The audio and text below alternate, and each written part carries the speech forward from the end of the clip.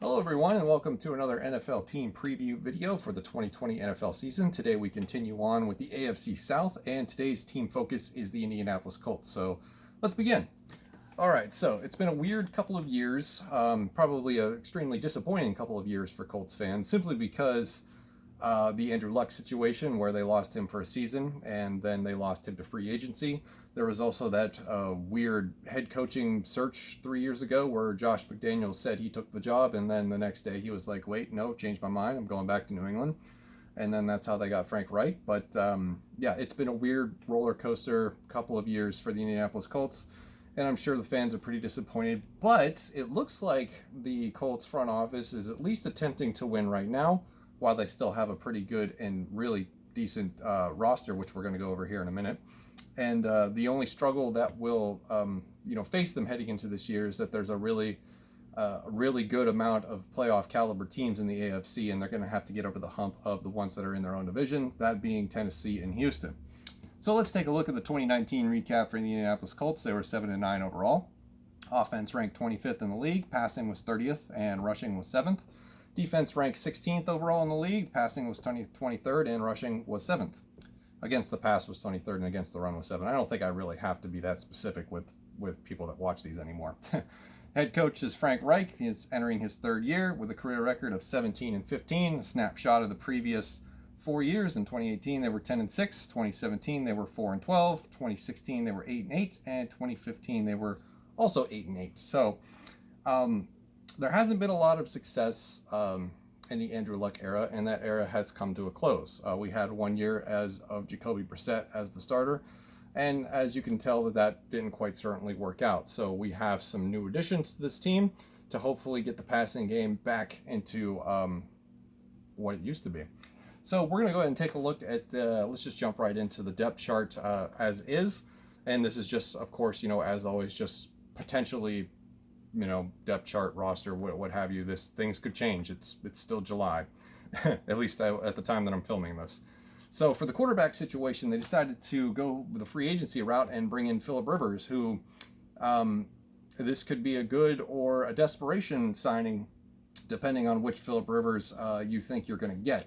You're going to get the one from a couple of years ago that put up Pro Bowl numbers, or are you going to get the one from last year that threw, I believe it was 20 interceptions and just never was able to figure things out.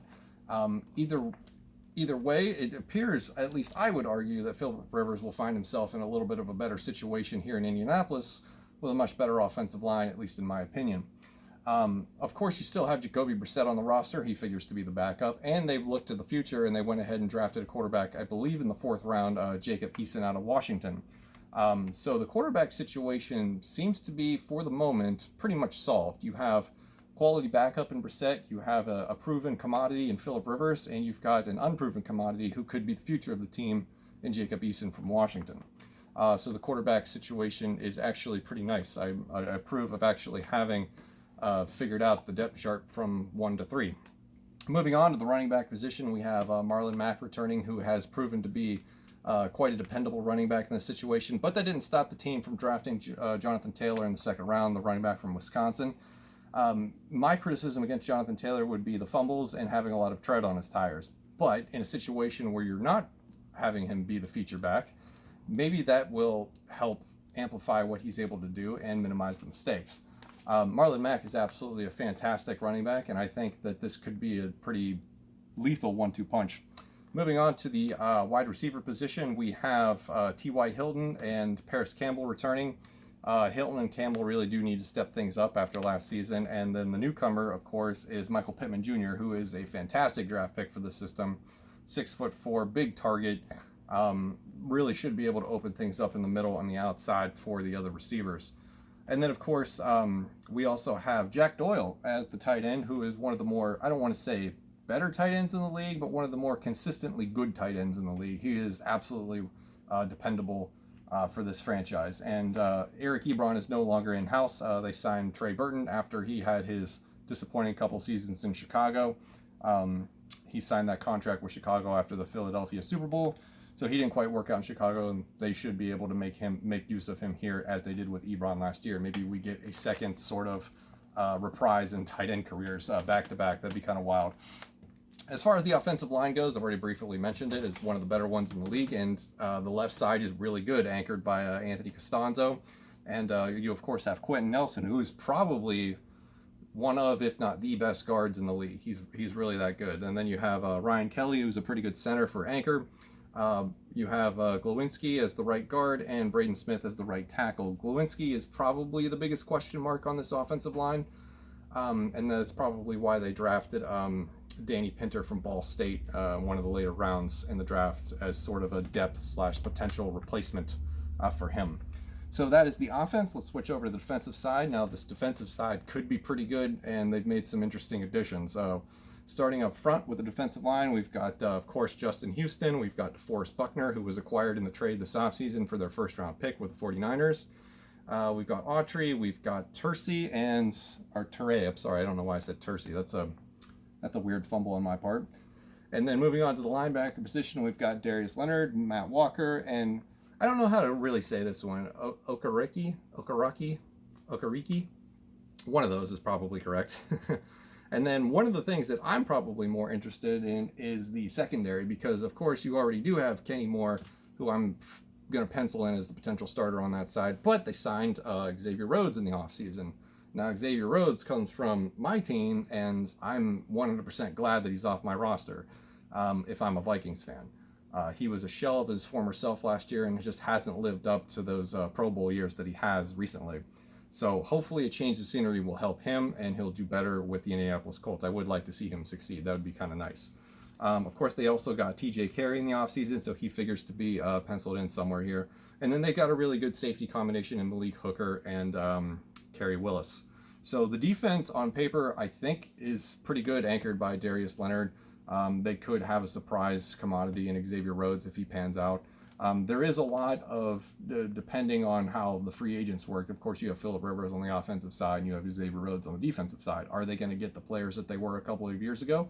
Or are they going to get the recent players that they have been for, the last year or so, where they haven't been as good as before?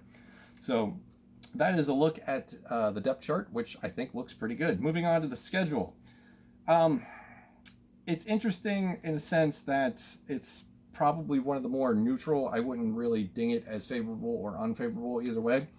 But we do start with a home game or a road game against the Jaguars, home games against the Vikings and Jets, road game against the Bears, road game against the Browns, Bengals at home, Lions away, and then the bye week is week 7, and then that concludes the first half of the season in week 9 with a home game against the Ravens.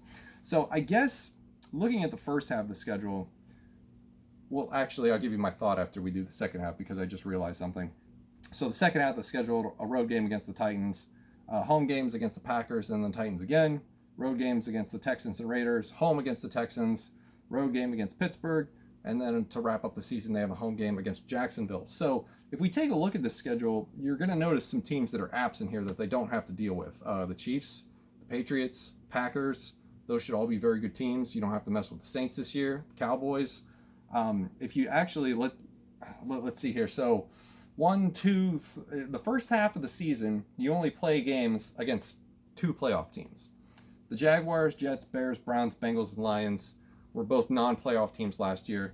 So the first half of the season, if you win games that you're, supposed to win, you should do pretty good. And I think this roster does have what it takes to be able to put up enough points to get that number of victories. So if things go well in the first half of the season, let's just chalk up the Vikings and the Ravens as losses, which they could still win those. But let's just, for the sake of this exercise, let's call those losses. You would have 1, 2, 3, 4, 5, 6 potential wins. You could start the season 6-2 and go into it. Now, the second half is a little bit harder because you do get the Titans and Packers 3 straight weeks. You do get the Texans on the road. Raiders in the new Las Vegas stadium should be a difficult place to play, I would imagine. Steelers on the road is never easy. So the second half is a little bit more daunting, but if you can come out strong in the first half and win 6 games, things will be looking pretty good. The 3 big storylines that I have written behind me. Road wins. This was not a good road team last year. They were much better at home. They were 5-3 at home, so they were only 2-6 on the road.